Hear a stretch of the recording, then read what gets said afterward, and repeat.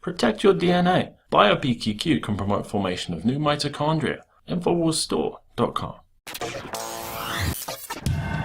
Infowars has more than 15 YouTube channels and about 3 million subscribers. Our main channel has 1.854 or 1,854,000 plus subscribers.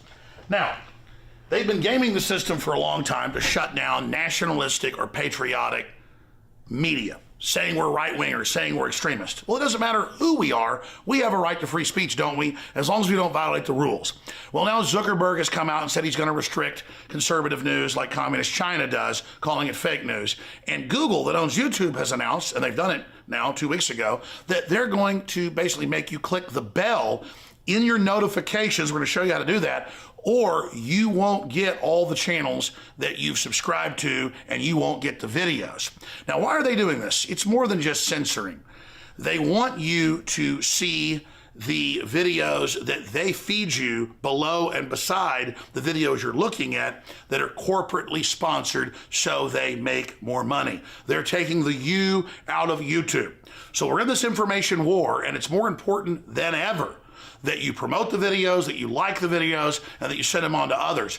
Because the answer to the attempt to shut us down and restrict free speech that's openly now happening is for us to redouble our efforts. We're winning the culture war as true classical liberals that made this country great. We're restoring the Renaissance. So again, if you want to get our videos, so you can make your decision whether you want to see them or not.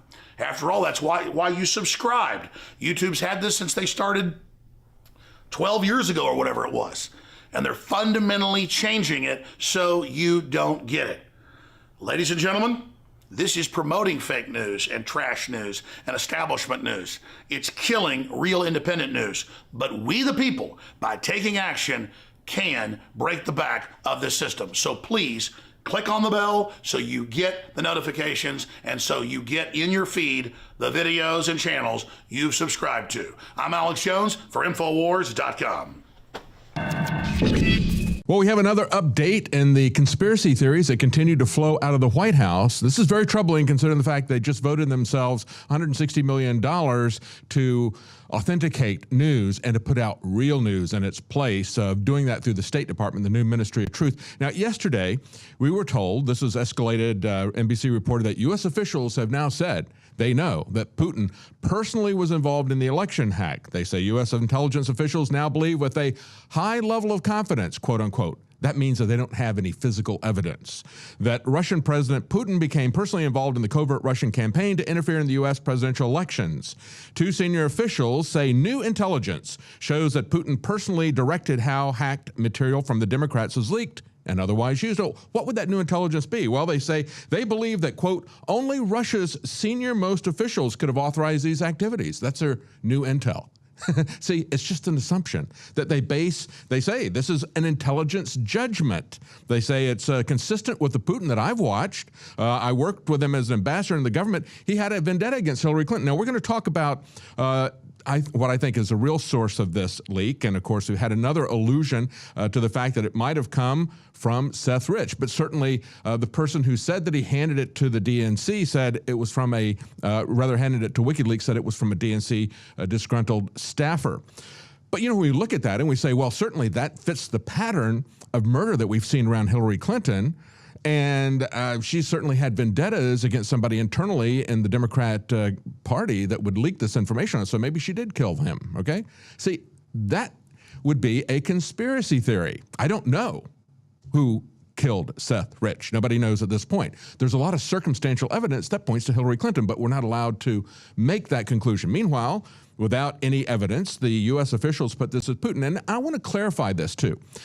When they talk about hacking the election and doing something, they're not saying that he sent in Russian agents to vote even across the border, even though they weren't authorized to vote. They're not saying that they fiddled with the machines. They're not saying that they fiddled with the counts. No, what they're saying is that they hacked the election by telling you the truth about Hillary Clinton. Think about that. Think about that. Should we offer them a debt of gratitude for telling us the truth about her character, for telling us the truth about the DNC, for telling us the truth about the media that was conspiring with the DNC and with Hillary Clinton to deceive the public? And yet it's that same media now who is saying that it's a Russian hack. Today, they took it to the next level. And this reminds me of what Mark Twain said. A lie, he said, can travel halfway around the world before the truth can even put its shoes on. Well, that was before the internet. Now it can go much quicker, and it comes from much higher levels. We now have, according to the Daily Mail, a White House launching its own conspiracy theory on the Russian hacking. Okay, Russian hacking is established, but now they're piling conspiracy theory on top of conspiracy theory. This is Josh Earnest, the White House spokesman, thinks that Roger Stone had something to do with it now. He suggested today that Roger Stone knew that the Kremlin ordered a hack on Democrat officials. And the White House spokesman said it's possible that Stone delivered that information to Trump before he encouraged the Russians to release Hillary Clinton's emails in July. You see how they're piling assumption upon assumption and saying, well, it's possible, it's possible. A lot of things are possible. We're going to tell you some of the things that are possible on the other side. Now, today we had an exclusive report from the Daily Mail saying that they talked to ex-British ambassador who is now a WikiLeaks operative. He claims that Russia did not provide the Clinton emails. He said they were handed to him at a D.C. park by an intermediary for disgusted Democrat whistleblowers. His name is Craig Murray. He's a former British ambassador to Uzbekistan. He's an associate of Julian Assange, and he gave this information to Daily Mail. They say he flew to Washington, D.C. to get these emails. He claims he had a clandestine handoff in a wooded area. He said the leaker's motivation was disgust at the corruption in the Clinton Foundation and the tilting of the primary election playing field against Bernie Sanders. Now, let's go to Seth Rich, because with this new information that just came out yesterday, let's look at the other side of this.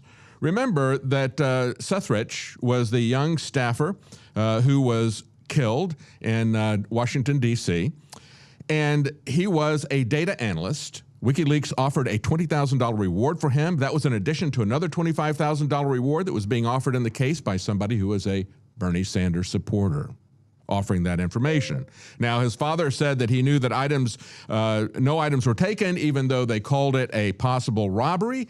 That his mother told NBC News that her son's hands were bruised, his knees were bruised, his face was bruised, yet he had 2 shots to his back, and they didn't take anything. A struggle implied, okay? Now, when people like the Inquisitor or people on the internet and Reddit, as they report this in heavy, they say, without evidence to back it up, they say that Rich was the person who gave the information to WikiLeaks and that he was murdered to cover that up. And yet they say, but we know because the government has told us that it came from the Russians. Again, the evidence was circumstantial in either case. Who are you going to believe? Are you going to believe these people that we now know from this information were liars colluding with the media? And that's the point. They're saying that Russia hacked this election because we exposed the lies of the DNC and Hillary Clinton. For Infowars.com, I'm David Knight.